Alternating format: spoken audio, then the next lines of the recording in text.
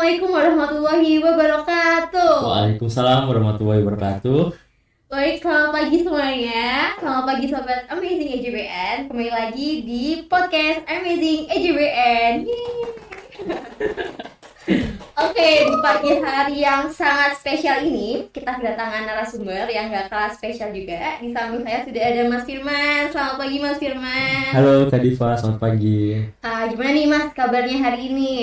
Sangat baik. Kak Diva gimana? Alhamdulillah baik Mas Firman. Jadi kabarnya baik dan kita tuh sangat merasa spesial ya karena di tengah kesibukan Mas Firman ini menyempatkan waktunya untuk sharing-sharing bareng nih buat teman-teman sobat Amazing EJBN. Saya juga sangat berterima kasih sudah diundang di sini berbagi dengan Teman-teman di sini. sobat semuanya. Ya, betul. Nah, pembahasan kita kali ini sangat-sangat cocok buat teman-teman yang lagi mendalami bahasa, terutama bahasa Jerman, bahasa Prancis, karena narasumber kita ini profilnya ini sangat-sangat keren nih di dalam pembahasaan Jerman juga Prancis kayak gitu ya. Mungkin teman-teman sobat Amazing di sini masih bertanya-tanya, gimana sih profilnya dari Mas Firman ini? Gimana sih apa sih profesinya beliau? Bagaimana sih latar belakangnya dan seberapa keren sih beliau ini? Mungkin Mas Firman bisa perkenalan nih pakai bahasa apa aja deh, terserah. Oke, kalau gitu saya memilih bahasa ini aja. Tapi coba tebak aja nanti bahasa apa.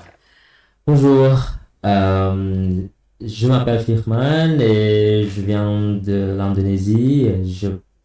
Je travaille en tant que relation publique à Wisma German et je travaille aussi comme l'enseignant et aussi je parle français, anglais, allemand et indonésien, absolument. Enchanté. Nih aku nggak ganggu, aku juga nggak tahu ya teman-teman ini sebenarnya Mas Firman ini arti dari ngomong itu apa saya juga nggak paham. Tapi kalau misalnya dari Ponjo, saya lihat nih bahasa Perancis nih Mas Firman. Betul, Bener ya? bahasa Perancis. Keren. Nanti artinya ada di bawah.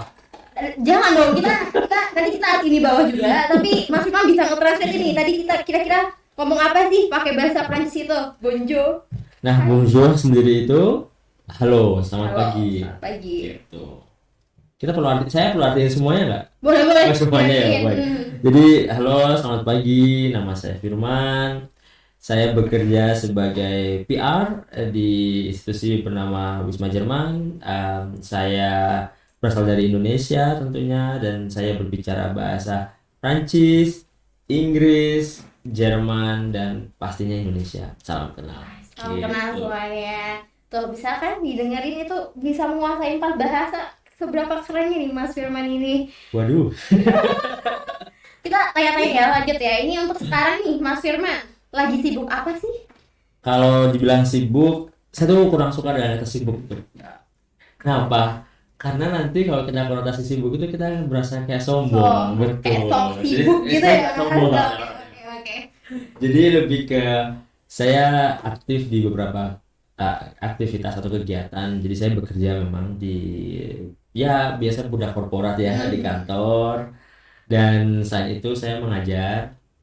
Saya juga ikut organisasi dan volunteer. Gitu. Nih, dari kesibukan padatnya Mas Firman bisa kita tebak gak sih kalau misalnya hidupnya Mas Firman ini sangat-sangat produktif ya? Iya bisa dibilang gitu. dibilang Padahal gitu. saya malas. Tapi malasnya Mas Firman dibanding teman-teman kayaknya kalah ya kita teman-teman. Nah dari 4 bahasa yang tadi dikuasai ini, dari Mas Firman sendiri tuh ada goals nggak sih sebenarnya untuk menguasai 4 bahasa ini? Apa sih motivasi awalnya dan mungkin ada sosok yang menginspirasi untuk bisa menguasai 4 bahasa ini sendiri? Sebenarnya kalau goals utamanya belum pernah membuat ya, cuman pingin aja gitu nanti sebelum saya meninggal dunia, saya tuh harus bisa 4 bahasa asing sama 1 bahasa ibu tetap terjaga, dan kalau memang masih ada usia barulah nambah lagi kayak gitu. Jadi biar kalau misalkan punya anak cucu tuh bisa nih kakekmu bapakmu tuh bisa banyak bahasa kayak gitu, sombong dikit ke keturunan kayak gitu. Terus habis gitu kalau sosok inspiratif, saya dulu kalau belajar bahasa Prancis itu lebih senang dengerin lagunya Anggun. Jadi Anggun tuh salah satu yang memberikan inspirasi ke saya bahwa oh bahasa Prancis itu menarik kayak gitu. Tapi kalau bahasa Jerman inspirasinya adalah pekerjaan. Pekerjaan. Tapi bukan belajar bahasa Jerman karena keterpaksaan kan ya Mas? Oh saya nggak bilang Oh, gitu ya. karena you're feeling ya Mas? Saya nggak bilang Jadi gitu. teman-teman, Tadi saya bisa di oke. Untuk dari keluarga sendiri, apakah emang di rumah itu menerapkan harus bisa bahasa ini, atau mungkin di keluarga sendiri di lingkungan rumah ngomongnya pakai bahasa Prancis, siapa tahu ngomongnya pakai bahasa Jerman ya kan, satu sama lain ke ibu atau kayak gimana? sebenarnya dulu sama mendiang nenek itu dari umur sebelum taman kanak-kanak ya, sebelum TK itu sudah diajarin nyanyi lagu Jepang, Kimi Gayo, udah diajarin beberapa kosakata karena beliaunya dulu bisa bahasa Jepang. Dan kalau di rumah sendiri itu enggak, kami pakai bahasa Surabaya khas karena kami nggak mau menghapus kesurabayaan itu. Cuman dulu sempat pernah istilahnya memberikan apa namanya pengajaran kepada adik sendiri kalau bisa kita pakai bahasa Prancis. Kenapa? Karena kalau lagi ngomong sesuatu itu kan nggak banyak orang tahu atau mungkin orang juga nggak tahu kayak gitu. Ngegibahin orang. Betul. Itu salah satu keuntungan. Keuntungan. Iya, betul. Jadi dari yang ceritanya Mas Yunan ini bisa disebutkan kalau background keluarga itu sangat menentukan intelektual Betul. seorang anak kayak gitu. Jadi buat teman-teman yang mau anak-anaknya atau saudara-saudaranya bisa beberapa bahasa Prancis, Jerman, jadi usahain dibiasain nih di rumah ngobrol sama teman-teman atau saudara biar kita sama-sama bisa Betul. berbahasa asing Betul. kayak gitu. Berani aja nggak sih Mas? Maksudnya berani aja gitu ngomong, nggak usah takut Ya betul, betul, salah. betul. Nah, kita nggak perlu takut salah juga karena kan namanya juga belajar gitu kan, latihan. Jadi ya ngomong aja. Kalau salah ya tinggal kalau misalkan ada yang istilahnya ngebully gitu ya, oh ini salah nih grammarnya gini nih, ya udah dilihat dulu yang ngebully ini bisa nggak. Kalau nggak bisa ya mohon maaf, kok usah didengar kayak gitu. Bener. Tadi menyinggung grammar ya. Iya, Dari 4 bahasa ini pasti grammarnya beda-beda kan ya. betul. Apa nggak pusing gitu Mas Firman ketika ngomong, ini grammarnya bener nggak ya? Atau kembali lagi udah pede dulu aja kayak gitu. Grammar ya pusing pasti. Apalagi kalau dibilang mana yang lebih comfortable untuk ngomong, ya pastinya bahasa Indonesia. Cuman kadang-kadang grammar bahasa Indonesia sendiri tuh juga agak susah ya. Kadang kalau kita mau nulis bahasa Indonesia yang baik dan benar, misalkan caption bahasa Indonesianya apa, saya lupa. Tahu? Pernah? Pernah tahu kan? Pernah. Ya, ada sendiri kan. Nah, tapi kalau disuruh bilang semuanya itu susah, saya ganti lagi. Jadi dulu guru saya itu pernah bilang, nggak boleh pakai kata sulit atau susah. Jadi ganti dengan kata unik. Jadi setiap grammar bahasa itu unik-unik gitu. Ketika ngomong nih misal bahasa Jerman dan Prancis, pernah nggak sih ada kayak kesalahan grammarnya atau bahkan kosakatanya pun ketukar gitu Mas? Sebenarnya waktu itu pernah ada satu cerita agak konyol juga ya, menurut saya ya, karena di konteksnya lagi jam makan siang. Waktu itu saya masih bekerja di instansi pemerintahan Prancis beberapa tahun yang lalu. Terus ada kunjungan dari Duta Besar Prancis di Surabaya. Dan waktu itu saya bantu untuk menerjemahkan, jadi mendampingi. Jadi ada satu bahasa Prancis, konteksnya waktu itu makan siang di restoran. Bapaknya bilang, Firman, est-ce qu'il y a des sushi? Nah, saya mikirnya tuh sushi, karena kan di restoran, tapi itu restoran Chinese. Kenapa bapak ini ngomong sushi? Tapi sebenarnya waktu itu saya cuma nggak fokus karena lapar ya. Padahal sushi itu artinya masalah. Apakah ada masalah? Untungnya saya jawabnya, no, apa ada sushi enggak? Untungnya saya jawabnya enggak ada masalah. Coba saya bilang, iya ada. Nah kan ribet jadinya, bukan sushi makanan tapi masalah apa kayak gitu. Itu yang bahaya. Apalagi nggak fokus. Apalagi kalau kayak waktu itu kan konteksnya saya lapar, terus otaknya nggak bisa bergerak dengan baik. Nah kayak gitu. Apalagi terlibat masih dalam waktu kerja gitu ya Betul, Mas iya, ya. betul. Oh, Betul. ya ampun. Nah dari 4 bahasa yang Mas sebutkan tadi, kira-kira ada nggak sih bahasa favorit atau bahasa yang paling disukai kayak gitu? Kalau bahasa yang saya sukai karena memang perjuangannya perlu proses itu bahasa Prancis. Karena itu memang sangat saya mengawalinya dengan proses ya gitu kan, dan bertahun-tahun. Jadi memang lebih suka bahasa Prancis. Baru yang kedua, karena sekarang lagi mendalami bahasa Jerman, ya bahasa Jerman. Tapi bukan berarti nggak suka bahasa sendiri ya. Sendiri, Suka, cuman bedanya kan kalau ini perlu perlu effort. effort. Ya, gitu. Jadi disebutkan ketika belajar bahasa Prancis butuh proses, butuh effort. Apakah memang bahasa Prancis ini struggle-nya tuh lebih besar daripada bahasa Jerman, atau grammarnya lebih susah kah, atau pelafalannya lebih susah, atau bagaimana? Sebenarnya kalau dibilang lebih susah bahasa Jerman secara struktur grammar ya. Tapi kalau untuk kenapa bahasa Prancis, karena saya belajar itu dari tahun 2011, itu sudah lama banget sampai sekarang, dan banyak sekali opportunity atau kesempatan-kesempatan yang saya temukan dari bahasa Prancis. Nah, kalau Jerman saya baru belajar di awal 2020. Jadi hitungannya masih baru, masih explore. Betul. Tapi masih baru pun udah keren banget gini Mas. Jadi kayak apakah sekarang itu menurut Mas tuh dari 1 sampai 100% nih, kira-kira dari bahasa Jerman ini kira-kira udah menguasai seberapa banyak sih? 25%? Oh, 35% ya Mas ya? Iya. Oh enggak. Bisa diurut ya. Ya, kalau bahasa Jerman sendiri kebetulan kurang lebih bisa dikatakan 75-80%. Karena kan di kantor tiap hari bahasa Jerman sama direkturnya, Kolega-kolega. sama kolega juga. Jadi ya kayak gitu. Jadi di Wisma Jerman ini banyak ketemu klien-klien dari Jerman Betul. kah, Prancis juga ya Mas Betul. ya pasti. Betul. Mungkin kita dari yang dijelaskan Mas Firman tadi, Mas Firman juga bekerja di Wisma Jerman, tapi Mas Firman ini menariknya juga tergabung di suatu komunitas yang bernama Polyglot. Nah, kira-kira bisa nggak dijelasin nih komunitas Polyglot itu seperti apa Mas Firman? Jadi Polyglot sendiri itu adalah komunitas atau organisasi yang memang tidak berbayar ya. Jadi dia ada di beberapa kota.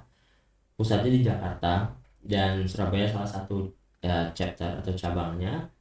Kegiatan kami di sana itu memang latihan bahasa. Jadi kami ngumpul bareng, terus tidak ada batasan usia, tidak ada batasan. Sebelum pandemi tidak ada batasan jumlah orang yang mau datang. Tapi setelah pandemi, awal-awal pandemi itu kami masih memberikan batasan. Jadi kegiatannya bertukar bahasa, terus praktek bersama. Tapi itu bukan kursus. Jadi kalau banyak orang yang ngira itu tuh tempat kursus, padahal enggak. Jadi misalkan Kak Diva bisa belajar bahasa Jepang misalkan. Nah, nanti di Polyglot itu ketemu dengan orang-orang yang bisa bahasa Jepang. Belajar bareng lah Belajar istilahnya, bareng, sharing betul, praktik bareng kayak gitu. Untuk pernah tertarik Polyglot nih, misal teman-teman dari Sobat Emelin tertarik untuk join komunitas Polyglot. Nah, itu tuh kira-kira seleksinya tuh seperti apa? Oke. Apakah ada open recruitment-nya juga kayak gitu? Sebenarnya kalau untuk join di Polyglot, kami tidak ada yang namanya harus syaratnya apa. Cuma memang salah satunya ada bahasa asing atau bahasa daerah yang memang dipelajari atau dikuasai. Jadi misalkan Kak Diva, oh saya nggak bisa bahasa Inggris, nggak apa-apa. Oh saya nggak bisa bahasa Korea, kan lagi booming ya Korea, nggak bisa nggak apa-apa.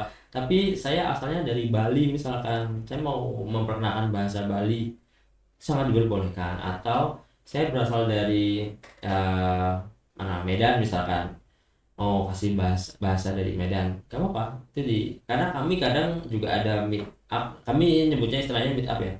Meet up itu pakai bahasa daerah. Jadi nanti ada meja bahasa Madura sendiri, meja bahasa Jawa. Jawanya pun kami bagi Jawa Tengah, Jawa Timur, Surabaya misalkan, nanti dibagi kayak gitu. Nah, dari tadi menjelaskan tentang Polyglot. Di Polyglot sendiri tuh kan berarti ada kayak kegiatan-kegiatan gitu ya. Kegiatan-kegiatan mungkin untuk mendekatkan satu sama lain, internalisasi, atau mungkin meningkatkan skill bahasa satu sama lain tuh kira-kira bisa disebutin nggak nih kira-kira kegiatannya? Sebenarnya kegiatan kami itu selain meet up, jadi kan meet upnya tuh biasanya 1 bulan 2 kali. Nah, cuman setelah pandemi kami batasin jadi 1 kali dan sempat mengalami online juga. Sebelumnya kegiatannya itu selain kami meet up untuk saling bantu tadi, kami juga ada semacam internal gathering gitu. Jadi kan polyglot itu sistemnya itu everyone can come, semua orang bisa datang. Jadi nggak ada perlu daftar untuk menjadi anggota, nggak ada. Jadi bisa datang semuanya. Cuman kalau mau jadi anggota itu kami nyebutnya koordinator. Jadi koordinator ini yang akhirnya mengurus event tadi. Nah, internal gathering itu ya si untuk koordinator ini, karena sudah sukarela menjadi koordinator, maka kami membantu mereka untuk masing-masing memperbaiki bahasa mereka, dan kami mengajar juga di rumah bahasa. Oke. Jadi itu semacam volunteer gitu. Nah, disebutin nih, mengajar. Dari Kak Firman sendiri nih, apakah pernah atau sedang mengajar Iya. bahasa? Oh iya, oke. Saya sedang mengajar juga sebelumnya ada 3 institusi, cuman sekarang menjadi 2 karena melihat load-nya atau pekerjaannya oke, kayaknya cukup 2 aja kayak gitu. Jadi masih mengajar. Nah, mengajar di mana Kak kalau boleh tahu? Boleh nih. Boleh nggak? Boleh, monggo. Jadi kalau mengajar, saya ada di namanya itu AAL, Akademi Angkatan Laut. Jadi memang mengajar taruna, dan di sana saya mengajar bahasa Prancis. Dan di sekolah International School namanya Elion. Jadi mengajar bahasa Prancis juga. Kalau di international school kan pasti ada ya, mungkin di salah satu mata pelajarannya mereka ya. Kalau misal untuk AL sendiri tuh ada mata pelajaran atau course seperti kuliah tamu atau memang rutin di sana Kak? Sebenarnya untuk AAL sendiri itu rutin. Jadi per semester selalu ada. Jadi memang itu salah satu muatan tambahan bagi para taruna, khususnya angkatan laut. Jadi mereka akan istilahnya dipersiapkan tambahan materi sebelum mereka pergi untuk berlayar ke luar negeri. Jadi selain Prancis ada bahasa asing lainnya. Juga. Gitu. Oke. Tapi di AL khususnya di bahasa Prancis. Betul. Enggak ke bahasa Jerman juga. Sebenarnya tawarin juga. Iya. Cuman saya bilang, wah jangan. Karena satu, bahasa ini baru saya adopsi istilahnya dari tahun 2020. Memang bisa ngomong tapi tidak sepenuhnya untuk mengajar, karena mengajar itu kan istilahnya berat ya secara moral. Kalau salah nanti tanggung jawabnya bukan di dunia, jadi akhirat juga ya. Jadi enggak, saya bahasa Prancis aja. Karena emang lebih menguasai nih Mas Firman di bahasa Prancis. Lebih punya pengalaman. Dari 2011 loh teman-teman. Jadi kayak bayangin aja. Berarti udah berapa tahun? 2011, sekarang 2023. 12 10 12 tahun. 12 tahun ya? 12 tahun. Oke. Keren banget. 12 tahun. Nah, untuk ketika belajar bahasa Prancis itu kesusahannya apa sih? Kesulitan balik lagi. Tidak boleh kata sulit. Oh ya, keunikan dari bahasa Prancis itu harus diingat. Ya, betul. Karena guru Prancis saya tuh bilangnya ini nggak sulit Firman, ini unik gitu. Nah, keunikannya salah satu pengucapannya itu beda sama tulisan. Pelafalan. Betul, pelafalannya beda sama penulisannya. Terus bahasanya bagi orang-orang itu katanya seksi ya. Bagi saya itu awalnya pertama kali belajar bahasa Prancis tuh aneh. Tapi ya udah lama-kelamaan bukan seksi tapi lebih ke classy. Jadi berkelas kayak gitu. Siap. Gitu. Jadi kalau saya teman-teman mau berkelas atau classy bisa belajar bahasa Prancis atau bisa masuk kelas aja. Kelas apa sih? Benar. Nah, untuk selanjutnya nih kira-kira Mas Firman ada ketertarikan atau ada bahasa yang ingin dikuasai lagi nggak nih? Ada. Oh, ada. Pasti ada. Apa nih kalau boleh tahu? Sebenarnya kemarin lagi menimbang-nimbang antara belajar. Jadi kan kalau dihitung-hitung bahasa asing yang saya bisa itu 3 ini kan bahasa Eropa semua. Inggris, walaupun ada di Amerika ya, tapi kan awal kan di Eropa, di Inggris. Terus bahasa Prancis, bahasa Jerman, semuanya bahasa Eropa. Bahasa Asianya cuma bahasa ibu sendiri. Nah, saya pikir saya harus belajar bahasa Asia. Kemarin menimbang-nimbang antara bahasa Thailand, Sawadee Krap itu, atau Awalnya mau balik lagi ke Jepang, bahasa Jepang lagi, tapi saya mikir nggak deh, kayaknya nggak cocok di situ. Nah, banyak yang bilang bahasa Korea Korea aja, dan aku lagi Korea nih. tapi kok kayaknya nanti ketemunya K-pop K-pop, dan juga apa istilah film-film Korea itu K-drama, K-drama, betul, drama Korea, drama Korea, betul. Nah, akhirnya saya memutuskannya bahasa Mandarin, jadi nggak jadi bahasa Thailand, nggak jadi bahasa Korea, bahasa Mandarin itu belajarnya. Sekarang sudah belajar atau sudah? Iya, lagi belajar, Lagi belajar. lagi kursus. Kalau bahasa Korea kan annyeonghaseyo. Nah, kalau Mandarinnya apa? Sabaannya. Kalau selamat pagi, ciao, saya nggak tahu ya ini Iya, benar iya. atau enggak ya, karena masih baru, Belajar. masih beginner. Atau kita bisa bilang ni hao juga bisa. Ni hao, ni hao ma. Ni hao ma, ya. Ni hao Gitu. ma. Ni hao sama ni hao ma bedanya? Ni hao ma itu apa kabar? Kalau ni hao Ni hao, halo, ni hao. beda. Beda ternyata ya. Cuma Ni hao tambahin ma. ma aja udah beda. Cuma hao. Waduh, apa itu kak? Saya baru ini bocoran, saya baru kursusnya itu baru mulai minggu lalu, jadi masih beginner. Baru minggu lalu. Jadi itu pun juga beruntungnya ada beasiswa. Jadi dapat beasiswa dari pemerintah Kota Surabaya. Jadi kursusnya emang langsung dari Cina, dari Guangzhou. Itu. Ini menarik nih, beasiswa belajar Mandarin itu tuh dapetnya info dari mana atau emang dari Wisma Jerman malah ya? Enggak, bukan. Oh bukan. Bukan. Bukan ya, bukan. Itu saya di jitak sama Oh, orang iya, itu. salah.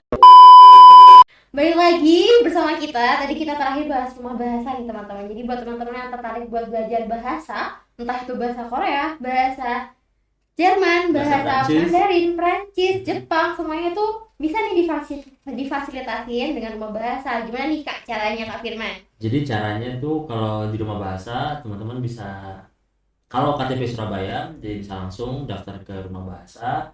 Kalau misalkan KTP atau bukan dari Surabaya, bisa menyertakan surat keterangan tempat tinggal, domisili, atau tempat bekerja, tempat studi, itu bisa, atau tempat magang juga bisa. Tempat magang juga bisa. Jadi misalnya nih teman-teman kuliah di UNER atau di ITS bisa diminta ke fakultasnya atau Betul. institusinya untuk Betul. menyertakan keterangan Mhm. menjadi mahasiswa di Betul. institusi Iya. tersebut kayak Betul. gitu.